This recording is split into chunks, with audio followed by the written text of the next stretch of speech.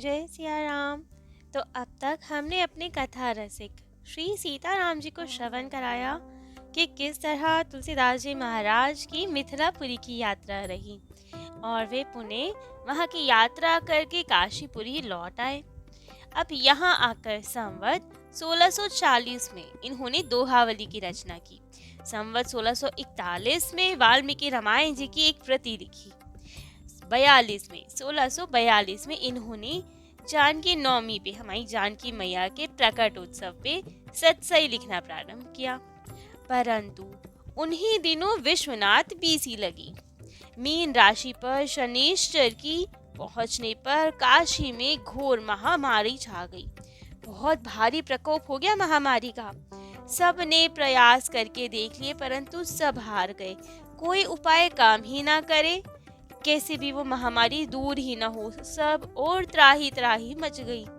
अब तो जब किसी को कोई मार्ग ही ना सूझा कि क्या किया जाए, कैसे बचा जाए इस महामारी से, तब तुलसीदास जी के पास आए सब और इनके चरणों में निवेदन किया कि अब हमें बचाएं। सर्वत्र महामारी फैल गई है, बहुत बुरी हालत है सबकी, कृपा कर कुछ उपाय बताएं। हम तो सब उपाय करके हार चुके हैं, अब आप ही कोई सुझाव दें कि कैसे महामारी दूर की जाएगी। तब आपने मंत्रात्मक कवित्व की रचना कर भगवान से प्रार्थना की और महामारी को दूर भगाया, महामारी मिटा दी। तो वो कौन सा कवित्व था? तो वे कवित्व था शंकर सहर सर नर नारी बारी चर विकल सकल महामारी माजा भई है उच्छरत उतारत हरात मरी जात भवरी भगात जल थल मिचि मई है देव न दयाल मही पाल न कृपाल चित वाराणसी बारत अनीति नित्य नई है पाही रघुनाथ पाही कपि राज रामदूत रामहु की बिगड़ी तू ही सुधारी लई है। तो अब ये कवित्व सुनते ही ठाकुर जी द्रवीभूत हुए और तुरंत सब महामारी का शमन हो गया। अब तो ये खूब प्रेम से वहीं काशी में रहते, सब लोग इनके दर्शन सत्संग से खूब सुख पाते। एक बार आदिल शाही राजा के दान विभाग अध्यक्ष पंडित दत्तात्रेय जी इनका दर्शन करने आए और खूब भाव में बढ़कर षोडोपचारित विधि से इनकी पूजा की और उनके इतने भाव पे रीझ कर इन्होंने उन्हें शुभ आशीर्वाद दिया और स्वहस्त लिखित श्री वाल्मीकि रामायण जी प्रदान की। ऐसी ही एक बार काशी में अमरनाथ नाम के एक सिद्ध योगी आए, जिन्होंने कुछ कलहवश सब जगह अपना मंत्र तंत्र फैला दिया, जिससे कि सभी वैष्णव वैरागियों की कंठी तिलक सब इन्होंने दूर कर दी। इनका सिद्धि का बल इतना कि बहुत सारे संतों की माला कंठी तिलक सब दूर हो गई, सब उनसे छिन गई। अब तो ऐसा करा तो भजन में बाधा आई सबके, सब बहुत दुखित, सारे संत सब साधु दुखी कि ऐसा मंत्र तंत्र चलाया कि हमारी माला कंठी तिलक हमसे दूर हो गई है, उसके बिना हम वैष्णव कैसे, उसके बिना हम भजन कैसे करें, ठाकुर जी से वियोग का दुख सहना पड़ रहा है हमें। तब तो तुलसीदास जी महाराज से जब उन्होंने गुहार लगाई कि अब आप हमारी रक्षा कीजिए, तब तो उन्होंने कृपा कर सिद्ध की सिधाई का ही हरण कर लिया और सबको पुनः कंठी माला तिलक से युक्त कर दिया। ऐसे ही काशी में एक अघोरी बाबा रहते थे, जो हमेशा अलग अलग चिल्लाते रहते थे। एक बार इन्होंने तो उनको देखा और इन्हें बहुत दया आई उन पे और उन्हें अपना उपदेश प्रदान किया भक्ति पर्यंत। कहा, हम लक हमई हमार लक हम हमार के बीच तुलसी अलख ही का लखे राम नाम जपु नीच। कि अलग अलग क्या करते हो, राम जी का नाम सुमिरन करो तो ही बेड़ा पार हो पाएगा। अब इनका उपदेश इतना प्रभावशाली कि उन अघोरी ने तुरंत वो सब त्याग के वैष्णव बन अपने राम नाम का जप करने लगे। ऐसे ही एक बार की बात है, नैमिषारण्य के तीर्थ में एक परम धर्मात्मा ब्राह्मण श्री बनखंडी जी रहते थे।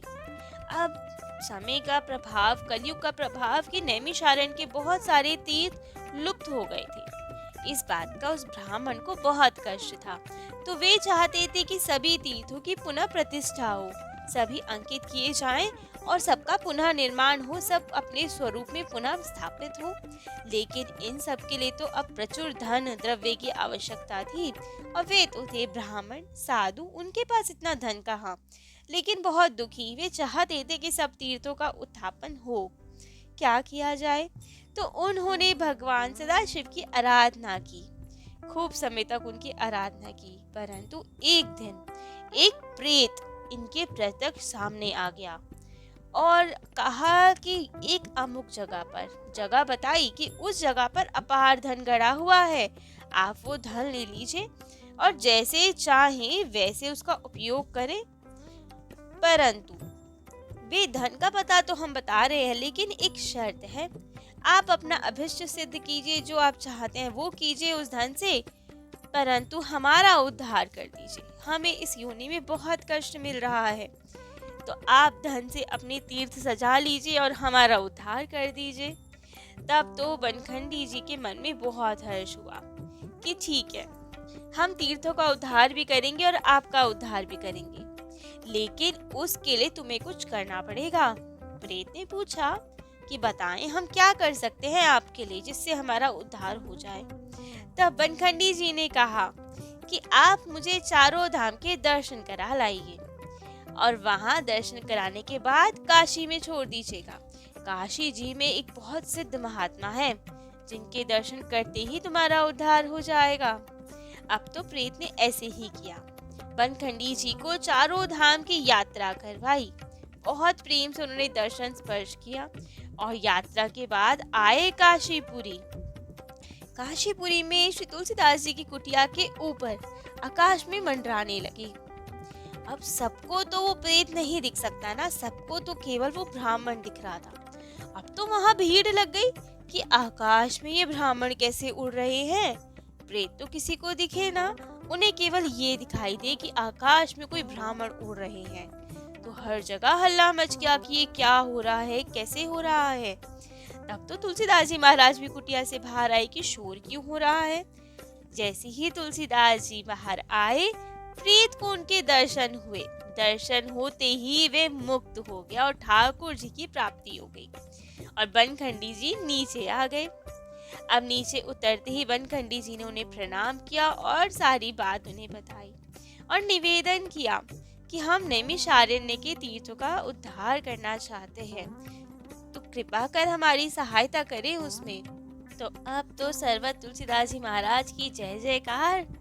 और तुलसीदास जी ने कहा, अवश्य हम भी चलेंगे तुम्हारे साथ।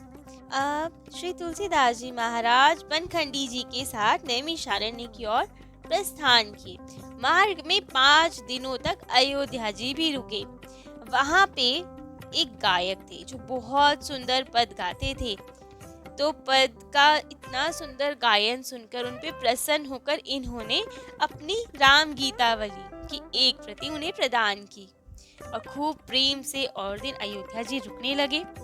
तभी एक दिन श्री मनबोध तिवारी नाम के एक ब्राह्मण को श्री रामकोट पर, अयोध्या जी में श्री रामकोट पर उन्हें एक स्वर्ण की ईंट दिखी, सोने की ईंट।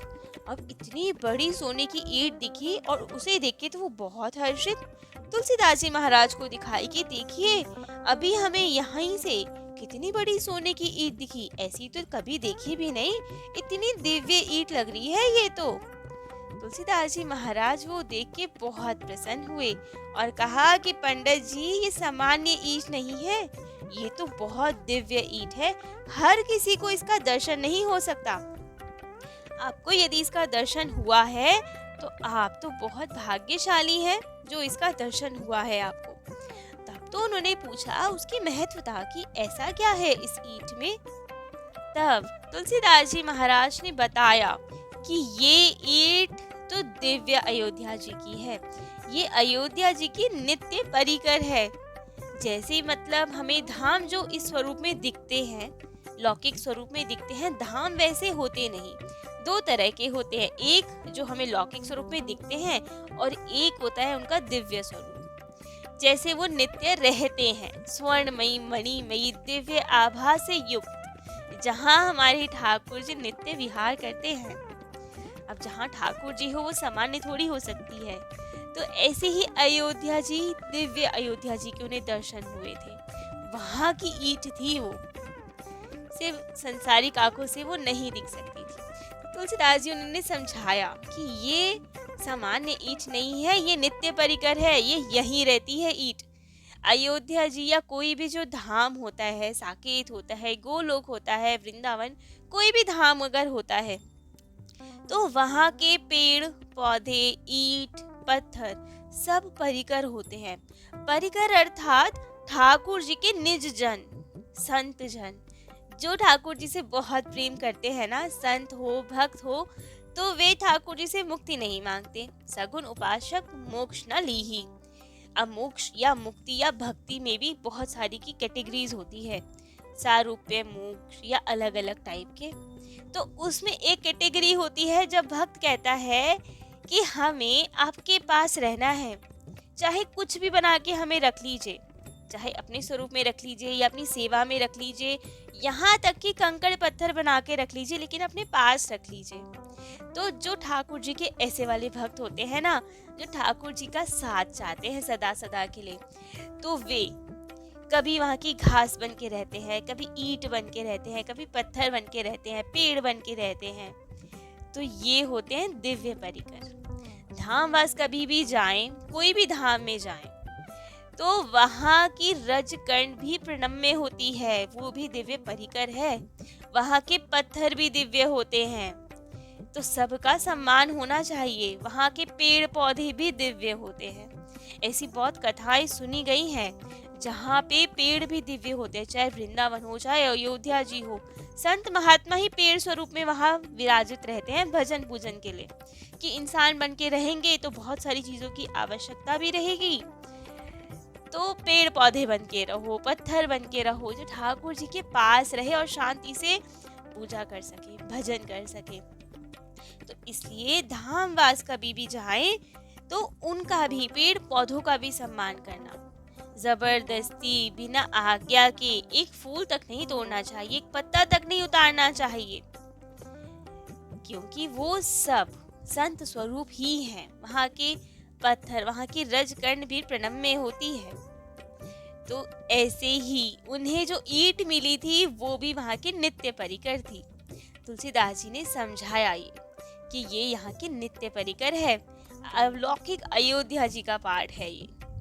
इसे वहीं पे रखाइए जहाँ पे आपको मिली थी, ये वहीं की विभूति है, इसका वियोग मत करवाइए अयोध्या जी से।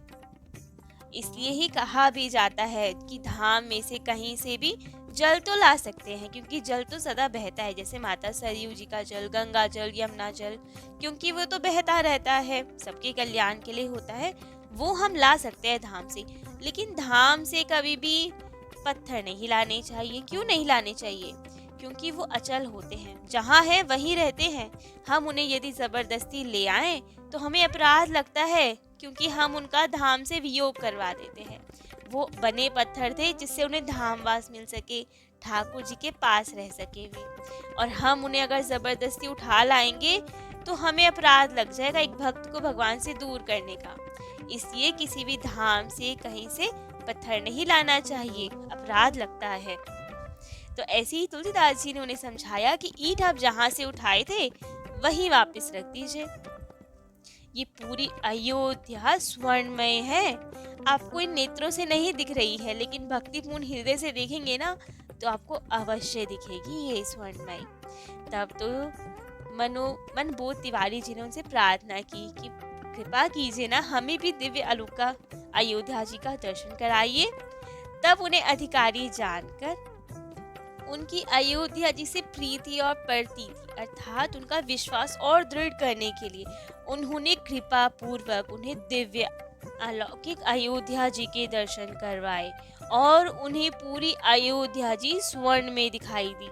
इतनी सुंदर, इतनी अद्भुत अयोध्या जी दिखी, और वो स्थान भी दिखा जहाँ पे वो ईंट थी, और उन्होंने देखा कि वाकई में वो स्थान रिक्त है, ये वहीं की ईंट है। तो इन्होंने तुरंत जाके वो ईंट वहीं पे रख दी जहाँ पे वो स्थान रह गया था ईंट का। और ऐसे ही मनबोध जी पे इतनी कृपा करके उन्हें दिव्य अयोध्या जी के दर्शन करा के श्री तुलसीदास जी महाराज अयोध्या जी से रनाही, सुकरशेत, सियाबार गांव और लक्ष्मणपुर जो आजकल लखनऊ कहलाता है, यहाँ सबसे होते हुए नैमिषारण्य की ओर जा रहे थे। और लखनऊ तो पहुँचते ही, लक्ष्मणपुर पहुँचते ही तो उन्हें लखनलाल जी की इतनी याद आई कि उन्हें प्रेमावेश हो गया। कहूँ लखनलाल को चरित्र बचे, कहूँ प्रेम मगन हुए आप नचे। लखनलाल जी से इतना प्रेम को याद करके, उनकी याद करके तो वे वहाँ नाच उठे और खूब प्रेम से वहाँ समय बिताकर फिर नैमिषारण्य की ओर प्रस्थान किया और वहाँ के तीर्थों का उद्धार किया। तो आज तुलसीदास जी के चरित्र में इतना ही। इनकी आगे की लीलाएं अपने कथा रसिक श्री सीताराम जी को कल श्रवण कराएंगे। जय जय श्री सीताराम।